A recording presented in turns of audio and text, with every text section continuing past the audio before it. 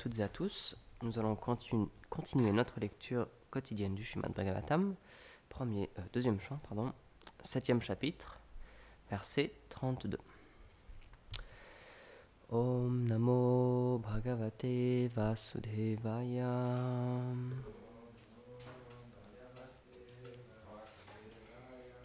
Om Namo Bhagavate Vasudevaya.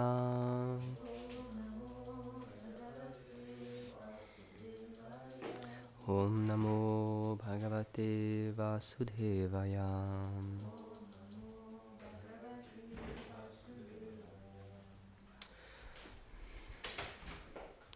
Goper make pratihate vraja viplavaya.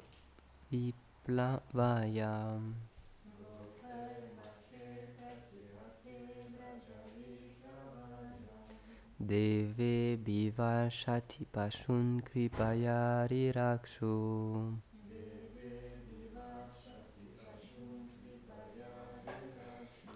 Dharto chilindram iva shapta dinani shaptam.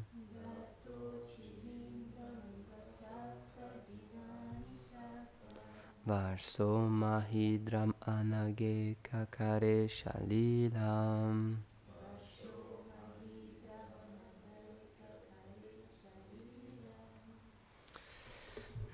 Traduction.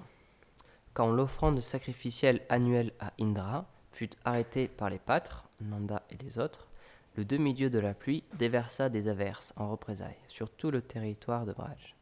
Alors qu'il n'avait que 7 ans, avec grâce et en s'en amusant, Shri Krishna aida en tenant sur sa main gauche, infatigable, la colline Govardhan, pendant 7 jours consécutifs sans ennui, comme un garçon tenant un parapluie déployé sur sa tête. Commentaire. Un jour, voulant purifier l'orgueil du demi-dieu Indra, Krishna s'arrangea pour que son offrande sacrificielle soit arrêtée. Ceci l'irrita au point qu'il envoya les nuages de la dévastation sur Vrindavan pour faire disparaître ses habitants sous les eaux. Afin de venir en aide à ses dévots, Krishna souleva l'immense colline Govardhan et la porta avec sa main gauche comme un parapluie, sans effort et sans ressentir aucune fatigue. Il invita tous ses habitants à prendre refuge en dessous pendant 7 jours. Voyant que ses pouvoirs n'avaient aucune puissance contre lui, Indra admit que seul le Seigneur pouvait manifester un tel pouvoir, qui rendait le sien insignifiant. Il s'abandonna à lui, et il fut purifié de sa vanité. Om Gyana Timirandasya Gyanam Jala Shalakaya Chakshurmilitam Yena Tasmai Shri Gurave Namaha Shri Chaitanya Manobishtam Stapitam Jena Bhutale Swayam Rupa Kadamaya Dadati Swapadantikam E Krishna Karuna Sindhu Dinabandhu Jagatpate Gopesha Gopika Kanta Radha Kanta Namostute Tapta Kanchana Gourangi Radhe Vrindavaneshwari Rishabhanu Sute Devi Pranamami Hari Priye Jaya Shri Krishna Chaitanya Prabhu Nityananda Shri Advaita Gadadhar Shivasari Gaura Bhaktavrinda Hare Krishna Krishna Krishna Hare Hare Hare Rama Rama Rama Hare Hare Namam Vishnupadaya Krishna Prasthaya Bhutale Shrimate Bhaktivedanta Swamini Tinamine Namaste Sarasvati Deve Gauravani Pracharine Nirvishesha Shunyavadi Paschatya Deshatarine Vanchakalpa Tarubhyascha Kripa Sindhubhya Evacha Patitanam Bhavanebhyo Vaishnavebhyo Namo Namaha. Donc, puisque le chapitre s'intitule Brahma décrit les principaux avatars, on continue encore sur le divertissement du jeune Krishna. On est bientôt à la fin de cette description-là. Après, on aura les démons, versets 34 et 35. Et le divertissement d'aujourd'hui, là, de Govardhan, c'est un divertissement très fameux. On le répète, on en parle souvent et on le fête aussi le jour de... C'est pas l'apparition de Govardhan, mais c'est le jour où on fête justement lorsque Krishna il a interrompu le festival pour Indra et qu'il l'a redirigé pour Govardhan. Et c'est très intéressant parce que Krishna, encore une fois, il était tout jeune, il avait 7 ans à cet âge-là, donc il ne connaissait pas grand-chose. Et pourtant, il est venu voir son père et il a discuté avec lui. Il a dit, mais pourquoi on fait l'adoration à Indra? Donc son père lui a répondu, bah, c'est normal parce que c'est lui le demi-dieu des pluies, donc c'est grâce à lui qu'on peut survivre. C'est lui qui nous donne l'eau pour faire pousser toutes les plantes, pour nourrir les vaches, pour nous nourrir nous. Donc on doit lui offrir un culte, c'est normal. Et donc Krishna, évidemment, il a organisé tout ça parce qu'il avait vu que Indra, il s'était enorgueilli de sa position et de son poste. Ça arrive souvent avec les demi-dieux et ça arrive très souvent avec Indra. Alors, comme on l'expliquait, tout le monde peut devenir Indra, c'est juste un poste, mais il faut savoir que c'est un poste qui est très délicat parce que on a tellement de pouvoir à notre disposition, c'est le roi des demi-dieux, que très souvent, c'est comme ça, hein, j'invente rien, très souvent, c'est Indra qui s'enorgueillit de sa position. Donc c'est très délicat. Et donc Krishna, évidemment, parce qu'il veut le bien de ses dévots, il a trouvé un moyen de lui faire disparaître cet orgueil. Parce qu'il a conscience que l'orgueil, c'est pas une qualité. C'est pas quelque chose qui va aider quelqu'un à progresser dans sa vie spirituelle, dans sa relation avec lui. Donc il a fait un plan pour lui enlever cet orgueil-là. Et donc c'est pour ça que Krishna, il faut vraiment avoir cette foi-là et avoir cette vision-là, que Krishna, il est là pour nous aider. Et même s'il y a des choses très difficiles ou incompréhensibles qui arrivent dans notre vie, c'est pour notre bien, c'est ce qu'il y a de meilleur pour nous. Et on peut le voir ici parce que il a vraiment perturbé beaucoup de choses en faisant ça à Krishna, parce que donc il a convaincu son père, parce que qui peut dire non à Krishna, c'est impossible. Il est tellement charmant, il a tellement de qualités que il a réussi, même si c'était un très jeune enfant et donc il connaissait rien aux devoirs des brahmanas et aux règles, etc. Il a dit, mais non, on devrait adorer Govardhan, parce que c'est lui qui donne de l'herbe aux vaches, etc. Donc, il a fait en sorte que Nanda Maharaj dise, bon, d'accord, on accepte et on va faire une adoration, plus pour Indra, mais pour la colline Govardhan. Et donc, en faisant ça, évidemment, ça a mis Indra très en colère. Donc là, comme c'est expliqué, il a envoyé ces nuages de la dévastation. Il a dit, quoi, comment ce jeune enfant, c'est mon adoration, c'est pour moi. Tout ce sacrifice qu'ils font, c'est pour moi. Et lui, il prend ça. Et donc, il est très en colère. Et donc, il a envoyé ces nuages de la dévastation. Et Krishna, très facilement, il a pris Govardhan. C'est expliqué comme un enfant qui déracine un champignon, donc sans aucun effort.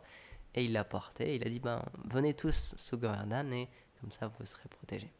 Donc c'est pour ça, même si Krishna, c'était à cause de lui un petit peu, si ça s'était passé comme ça, si les nuages étaient en train de déverser leur pluie sur Vrindavan, c'était de sa faute, c'était lui qui avait provoqué ça, mais en même temps, il a donné le refuge d'une autre manière en fait. Donc c'est pour ça que Krishna, même si c'est difficile, ce qui nous fait apparaître dans notre vie, il est toujours là et il vient toujours nous aider. On n'est jamais seul dans ces efforts-là. Et comme l'explique souvent Gurudev, les tests vont venir, c'est obligé, c'est la nature du progrès.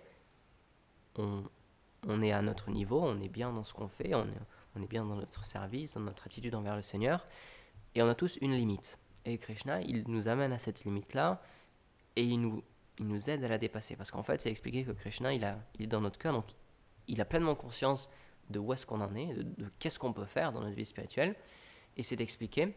Il nous donnera jamais un test qu'on ne peut pas dépasser. Parce que en même temps, c'est la justice, Krishna, donc il est juste dans ce qu'il fait, et jamais il nous mettra en face de quelque chose qui est impossible pour nous à dépasser. Alors en même temps, parce que parfois ça peut paraître très dur, les tests qu'on a dans notre vie, si on compte seulement sur notre propre force, alors là oui, ces tests-là, ça va être impossible à dépasser.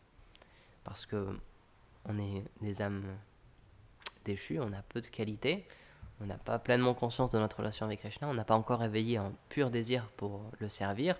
Donc si on se base juste sur notre propre puissance et sur notre désir à nous, ou juste sur nos pensées ou sur notre mental, alors là oui, ça va être impossible. Cet obstacle-là qu'on aura, ce sera juste impossible à dépasser. Mais si on prend refuge en Krishna, comme les habitants de Vrindavan à ce moment-là, alors là, miraculeusement, quelque chose qui n'aurait pas été possible, Krishna, il se lève la colline et il met tout le monde sur la colline. Et tout le monde est sain et sauf des eaux. Donc c'est la même chose dans notre vie. Même si ça paraît absolument impossible, on a l'impression qu'on est dans une impasse totale, qu'on ne voit aucune solution, aucune sortie. Il faut avoir conscience que si on prend refuge en Krishna, sincèrement, et qu'on lui demande, voilà, là je suis au au maximum de mes capacités et j'ai besoin de toi pour m'aider, alors là, il viendra nous aider. On prend très souvent l'exemple avec la reine Kunti, c'est exactement cette chose-là que Krishna l'a montré avec ce divertissement. Lorsqu'elle a été prise devant tous les kshatriyas, lorsqu'il y avait les Pandavas qui étaient... c'est une longue histoire, mais parce que les Pandavas, ils ont été un peu trichés, ils ont été forcés à jouer et à mettre en jeu toutes leurs possessions, de Draupadi, lorsqu'ils ont été forcés de mettre en jeu toutes leurs possessions, ils ont donné leur royaume, leur richesse, ils se sont donnés eux-mêmes, ce qui n'était pas possible en fait, normalement. Et ensuite, du coup, ils ont dû donner leur épouse. Et donc là, ils en ont profité, leurs adversaires en ont profité, ils l'ont amenée, ils ont essayé de la dévêtir devant tout le monde, ce qui normalement ne se fait pas du tout, surtout à cette époque-là, surtout devant des kshatriyas, qui normalement sont les gardiens des bonnes qualités et de la bonne manière d'agir.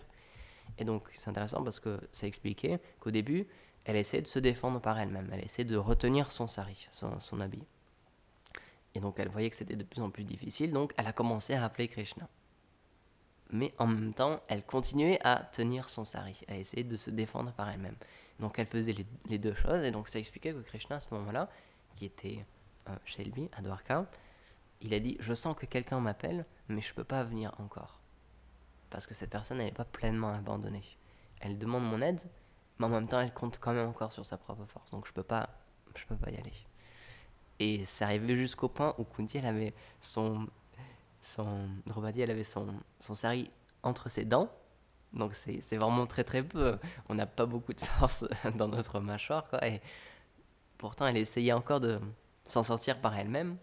Et quand elle a vu que vraiment, par sa propre force, c'est sûr, c'était impossible, elle n'allait jamais y arriver, là, elle a tout lâché, elle a dit « Ok, Krishna, là c'est bon, je m'en remets complètement à toi. » Et tout de suite, instantanément, Krishna il est venu et il a fait apparaître un sari infini. Donc là, elle a été sauvée. Mais il a attendu le moment où elle était disposée pleinement à recevoir son aide. Parce que tant qu'on garde un petit peu, on se dit « Ok, bah, je fais mon service, voilà, je prie le Seigneur, mais... » je garde, ça peut être différentes choses comme Indra, cet orgueil ou peu importe, ou je garde cette foi que je peux y arriver par moi-même quand même, j'ai pas besoin de la miséricorde, j'ai pas besoin de l'aide, j'ai pas besoin de l'aide de Krishna ou des dévots, je vais y arriver quand même tout seul.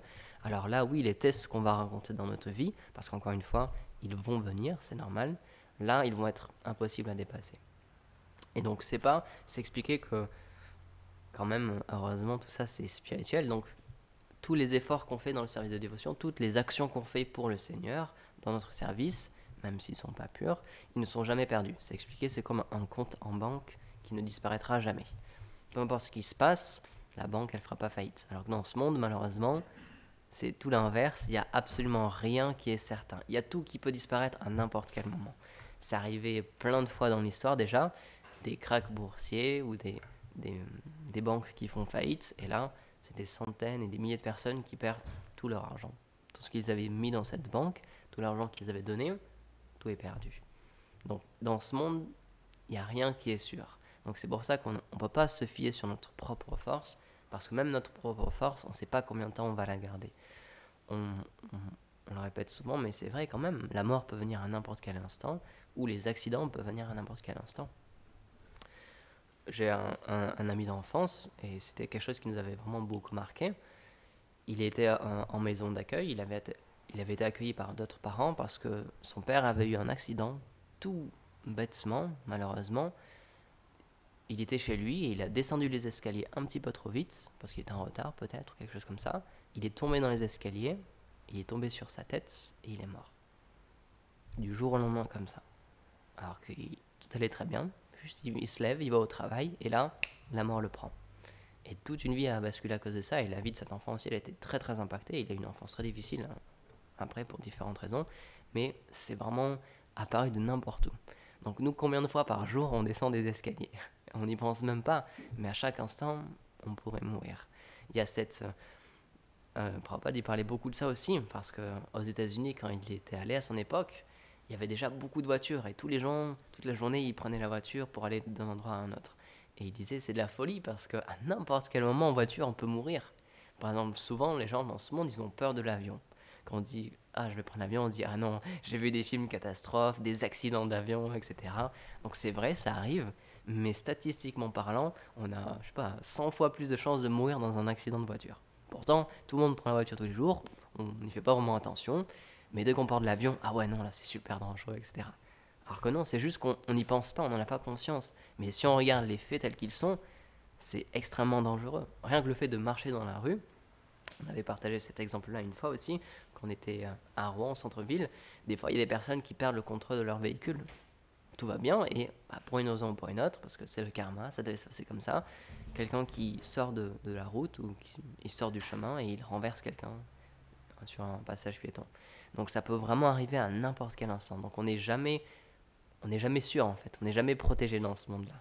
Donc c'est pour ça, puisqu'on sait toutes ces choses-là, on ne devrait pas penser que nous, par notre propre force à nous, on devrait y arriver. Parce qu'à n'importe quel moment, on peut être volé, on peut être complètement pris de toutes nos forces.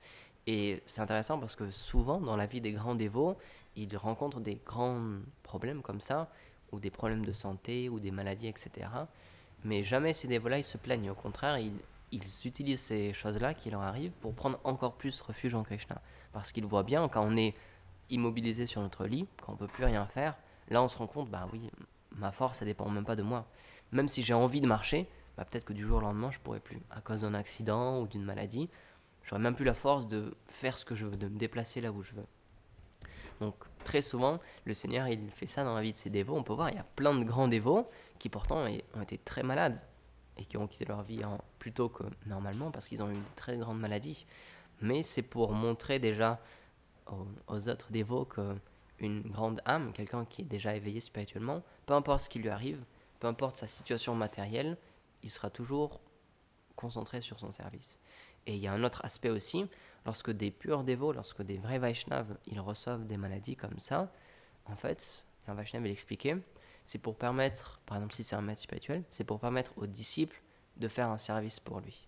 Tout ça, c'est un plan de Krishna pour que ses disciples puissent le servir d'une autre manière, et plus intensément, plus profondément. Donc, tout ce qui se passe dans la vie d'un dévot, et encore plus, tout ce qui se passe dans la vie d'un pur dévot, d'une âme réalisée, il ne faut vraiment pas prendre ça à la légère, et c'est très particulier. C'est Krishna qui est derrière toutes ces choses-là. C'est expliqué lorsqu'on est très avancé déjà dans le service de dévotion, c'est Krishna directement qui va mettre des obstacles dans notre vie. Parce que pour l'instant, ce qu'on rencontre, c'est encore les résultats de notre karma, de nos actes passés. Donc c'est expliqué lorsqu'on pratique le service de dévotion, lorsqu'on chante, lorsqu'on danse devant la déité, lorsqu'on voit la déité, lorsqu'on mange le prashadam, tout ça, ça réduit notre karma, toutes nos mauvaises activités passées. On ne doit pas payer tout le total de ce qu'on devrait payer. C'est pour ça, souvent les Vaishnavas disent, lorsqu'il nous arrive quelque chose de difficile, on devrait dire merci Krishna parce que j'ai juste obtenu très très peu de mauvaises réactions. J'aurais dû souffrir beaucoup plus, j'aurais dû obtenir beaucoup plus de mauvaises réactions, mais grâce à ta miséricorde, j'en obtiens moins. Donc ça c'est pour les dévots les dévots qui débutent dans le service de dévotion, qui sont dans un stade un peu encore inférieur, mais c'est expliqué à partir d'un moment, tout le karma il est détruit, il n'y a plus de réaction des activités passées, tout ça c'est effacé, et c'est directement Krishna qui choisit certaines choses pour les mettre dans notre vie comme obstacle. Et on peut le voir encore, il y a tellement de grands Vaishnavas, on peut se dire mais c'est trop bizarre, c'est des grands dévots, ils ont beaucoup d'amour pour le Seigneur, ils font un tel service et il leur arrive telle maladie ou tel problème de santé, etc. Mais ces dévots-là, ils se plaignent jamais parce qu'ils ont vraiment conscience que voilà, c'est un arrangement du Seigneur pour tout le monde. Pour moi, peut-être pour mes disciples, pour faire progresser tout le monde. Donc c'est pour ça que peu importe ce qui se passe dans notre vie, on devrait pouvoir prendre refuge en Krishna et qu'il nous aide à passer cette épreuve-là. Et donc, encore une fois, les habitants de Vrindavan, c'est l'exemple parfait, puisqu'ils ont un amour pur pour Krishna. Et peu importe ce qui se passe, comme on disait l'autre jour, qu'il y a un feu de forêt, ou un serpent géant, Agasura, ou là, ici, les nuages de la dévastation qui arrivent à Vrindavan, ils savent très bien que peu importe ce qui va se passer, tout ce qu'ils ont à faire, c'est d'avoir confiance en Krishna. Et peu importe ce qui va arriver, ils savent que Krishna il est là pour eux et qu'il va pouvoir venir les aider.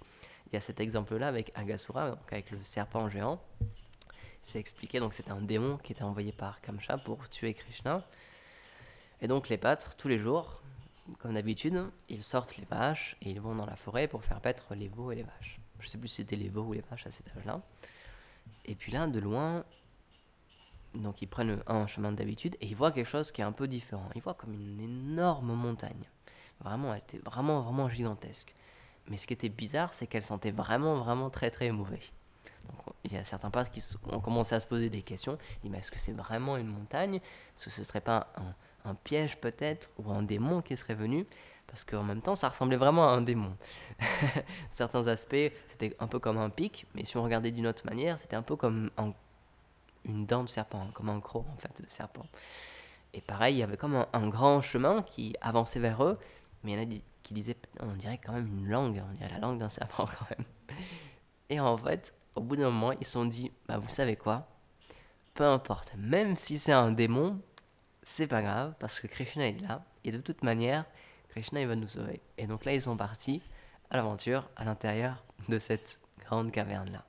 Et donc ça expliquait, Krishna il était vraiment super effrayé, parce que ça expliquait, Krishna il ne s'appartient plus à lui-même, ses dévots ont avalé son cœur, donc lorsque ces dévots, lorsque les pâtres ils ont pensé ça, on a envie d'y aller, et peu importe ce qui se passe, Krishna il doit nous sauver. Krishna il n'a pas pu les empêcher, il n'a pas pu les arrêter. Alors que c'est le Seigneur suprême, il aurait pu leur dire non, il ne faut pas y aller, c'est un grand danger, c'est un démon, etc. Mais ils avaient un amour tellement fort pour lui, ils avaient une foi tellement forte en lui, qu'il n'a même pas pu les arrêter. Et donc il a été obligé de les suivre pour ensuite tuer le démon et les sauver. Donc c'est ça la puissance des Vaishnavas, c'est ça la force de l'amour pour Krishna, c'est que peu importe ce qui se passe dans notre vie, si on est sincère envers lui, il ne peut pas détourner son regard, c'est impossible. Ça expliqué, c'est, encore une fois, c'est comme un père, Krishna, c'est comme notre père à tous. Donc s'il voit qu'on est en difficulté, s'il voit que l'on pleure sincèrement, qu'on a besoin de lui, qu'on montre qu'on est en détresse, c'est impossible qu'il ne réponde pas à cet appel. Parce que Krishna, il a toutes les qualités à l'infini, évidemment. Et donc il est magnanime, Karuna Sindhu, c'est un océan de miséricorde. Et donc il n'a pas cette rancœur, il n'a pas cette... comme nous on peut l'avoir dans ce monde matériel, le fait de se dire, ah bah tiens, il y a cette personne-là, il y a la semaine dernière, ou il y a un an, ou il y a 10 ans, ou il y a 20 ans, il m'a dit ça, ou il m'a fait ça. Et du coup, je ne la pardonnerai jamais. Ça, c'est juste les âmes conditionnées qui peuvent penser comme ça. Le Seigneur, il n'est pas du tout comme ça. Encore une fois, comme on le dit souvent, ça fait des millions de vies que Krishna, il attend qu'on se tourne vers lui. Donc dès qu'on commence à se tourner vers lui, c'est impossible qu'il ne réponde pas à notre appel. C'est juste impossible. Donc il faut vraiment avoir foi en lui. Et il ne faut pas se dire, bon, bah, je ne vais pas prier Krishna parce que de toute façon, bah, je ne suis pas un bon dévot, j'agis pas très bien dans ma vie spirituelle, je fais des erreurs, etc. Donc de toute façon, il va pas m'entendre, etc. Là, c'est notre mental qui nous triche nous-mêmes, en fait. C'est comme le fait de se dire, bon, bah voilà, moi, il y a certains dévots qui parlent comme ça, malheureusement. Ils disent, bah moi, je chante pas mes tours, je chante pas mes japas, parce que je suis trop impur, et donc lorsque je chante, je fais trop d'offenses. Donc c'est mieux que je chante pas. Mais jamais nos acharyas nous ont dit de faire comme ça. Parce que si on se dit, bon bah j'attendrai d'être pur pour chanter les saints noms, c'est comme si on se dit, bon bah j'attendrai d'être propre pour prendre une touche. Ça marche pas. Le Saint-Nom, il nous a été donné justement pour ça, pour qu'on puisse se purifier, pour qu'on puisse nettoyer notre cœur. Donc, il ne faut pas s'induire en erreur nous-mêmes, et c'est pour ça que c'est extrêmement important l'association des Vaishnavas, l'association des dévots, parce que eux, ils pourront nous dire qu'est-ce qu'on doit faire et qu'est-ce qu'on ne doit pas faire. Si on a une pensée qui vient en nous, bon, tiens, bah, à partir de maintenant, je ne vais plus chanter mes japas parce que je fais trop d'offenses. Il faut aller voir un Vaishnava et il faut lui demander, est-ce que ce qu'on a pensé, c'est bien pour notre vie spirituelle, ou est-ce que c'est notre mental qui est en train de nous tricher? Et le Vaishnav, tout de suite, il va nous dire ce que c'est. Parce que le Vaishnav, tout ce qui l'importe, un vrai Vaishnav, c'est donner la vérité. Tout ce qu'il veut, c'est qu'on progresse spirituellement. Donc c'est pour ça que Krishna, il le dit dans la Bhagavad Gita, le mental, ça peut être le meilleur ami ou ça peut être notre pire ennemi. Donc il faut faire très attention aux pensées qu'on a, aux envies qu'on a dans notre vie spirituelle, parce que parfois, oui, ça peut être... on peut être inspiré par le Seigneur, par les Vaishnavas, et on peut faire quelque chose qui va nous aider à progresser, mais parfois on se dit, bon bah tiens, à partir d'aujourd'hui, je vais faire ça. Mais peut-être que personne nous a demandé de faire ça, notre gourou ne nous a jamais demandé de faire ça, c'est pas du tout dans les Écritures, c'est pas du tout dans les paroles des Acharyas, et c'est juste notre mental qui essaie de nous tricher. Il faut faire très attention parce que c'est son service, malheureusement aussi dans ce monde. Lorsqu'on veut se détourner du Seigneur, il va tout faire pour nous détourner du Seigneur. Lorsqu'il prend dessus sur notre intelligence, parce que normalement c'est expliqué, il y a l'âme, ensuite l'intelligence, et ensuite le mental, le faux ego, etc. Si c'est notre mental qui conduit le chariot, qui prend les rênes, alors là on est extrêmement en danger et on ne sait pas du tout vers où on va se diriger. Et on ne sait pas du tout ce qui va devenir de notre vie spirituelle. C'est pour ça qu'on doit absolument garder l'association des Vaishnavas. C'est expliqué, une des définitions du mot guru, c'est lourd, heavy. Parce que le maître spirituel, le guide spirituel authentique, lui, ce qu'il veut vraiment, lorsque c'est un vrai maître spirituel, c'est qu'on progresse spirituellement.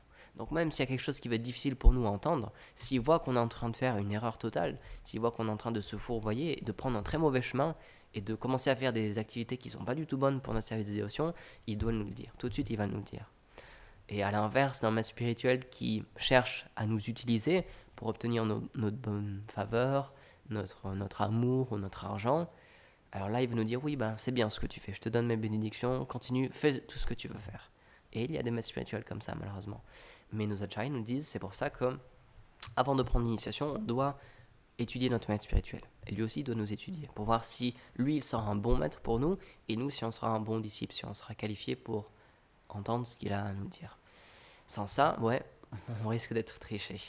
Et même pire que ça, parfois notre mental, il va nous dire des choses, et si on va avoir un maître spirituel qui n'est pas qualifié, il ne pourra pas nous dire si ça va réellement nous aider ou pas. Mais si on reste dans l'association des Vaishnavas, c'est pour ça, Sadhu Sangha, c'est la deuxième étape du service de dévotion, après Shraddha, la foi, tout de suite on prend l'association et on reste dans cette association, comme ça on est sûr qu'on est protégé. Et c'est pour ça que peu importe, même si notre maître spirituel, par exemple, il quitte son corps, on doit prendre un gardien, on doit prendre l'association de quelqu'un pour qu'il continue à nous instruire. Et c'est l'exemple vraiment que tous nos acharyas nous ont donné. C'est ce qu'on appelle, du coup, il y a Diksha Guru et Shiksha Guru. Diksha Guru, c'est la personne qui nous, physiquement, qui nous initie, qui nous donne un nom spirituel, par exemple, qui nous donne l'initiation, qui nous explique comment chanter le saint nom, qui nous initie formellement. Et ensuite, donc ça, on en a un, c'est un Diksha Guru. Et ensuite, on peut avoir une infinité de Shiksha Guru. Shiksha, c'est instruction. C'est quelqu'un qui nous donne des instructions pour qu'on progresse davantage dans notre service de dévotion envers le Seigneur. Et tous nos acharyas nous ont montré cet exemple. Gurudev, il l'a répété récemment, encore une fois. Même Srila Prabhupada, on sait que c'est pas un être ordinaire, c'est une âme réalisée, c'est un pur dévot déjà. Pourtant, il a pris refuge. Lorsque son maître spirituel n'était plus là, il a dit, mon refuge, mon gardien, c'est Bhakti-Vinod Sridhar Goswami Maharaj. Et si vous avez des questions, vous pouvez aller le voir, parce que lui, il est qualifié. Et comme on le dit souvent, il a même demandé à Sridhar Maharaj de prendre les rênes de son institution. C'était pour montrer à quel point il était qualifié. Donc même chez la Prabhupada, il a donné cet exemple qu'on ne doit jamais rester seul dans notre évolution. J'avais déjà partagé cet exemple-là. Chez la Bhaktisiddhanta Prabhupada, c'est ce qu'il explique aussi. On ne doit jamais prendre nos instructions juste par nous-mêmes, par notre mental, parce que sinon c'est comme boire l'eau du Gange, mais en étant très éloigné de sa source. Donc on peut dire oui, bah, c'est toujours l'eau du Gange, mais peut-être qu'un peu en amont, quelqu'un il a déversé du poison. Et nous, on ne le saura pas, parce qu'on se dit, bah non, c'est juste l'eau du Gange, donc je sais que c'est l'eau du Gange, donc je vais la boire. Il dit non, parce que notre mental, il va pouvoir nous expliquer les Écritures, il va pouvoir nous expliquer les paroles des Vaishnavas qu'on va entendre, de la manière dont lui veut les entendre. Et si on n'a pas quelqu'un d'autre pour vérifier ça derrière, si on est notre propre juge, si notre mental c'est notre seul juge, bah c'est impossible qu'on puisse deviner, ah oui, ça c'est bon pour moi, ou non, ça c'est pas bon pour moi. Donc c'est pour ça que je vais terminer sur ce point. Vraiment, l'emphase, elle est mise dans le service des dévotions sur le fait d'être guidé et d'être entouré. Jamais on doit perdre l'association des Vaishnavas. Même si les Vaishnavas ne sont pas présents physiquement, si on habite dans une ville qui est très loin ou dans un pays où il y a peu de Vaishnavas, on doit prendre l'association des livres, on peut écouter des conférences maintenant sur Internet, on n'a plus d'excuses. Il y a tellement de Vaishnavas qui font des conférences en direct ou en différé. On peut prendre cette association-là. C'est expliqué dans les livres des acharyas, les acharyas sont présents aussi. Donc on doit les prier pour qu'ils puissent nous guider, pour qu'ils puissent nous donner l'association. Parce que sinon, sans ça, si on est notre propre juge, parfois on fera peut-être des bonnes décisions, mais parfois notre mental il va nous induire en erreur. Et s'il n'y a personne derrière nous pour nous dire « Ah, attention, là c'est ton mental qui est en train de te dire « Fais ci ou fais ça », on n'est pas sûr de là où ça va nous amener dans le service de dévotion, malheureusement. Donc voilà, je vais terminer ici, sauf s'il y a des questions ou des commentaires. Granthara Srimad Bhagavatam ki jai, Srila Prabhupada ki jai, Gaur Premanande Hari Bol.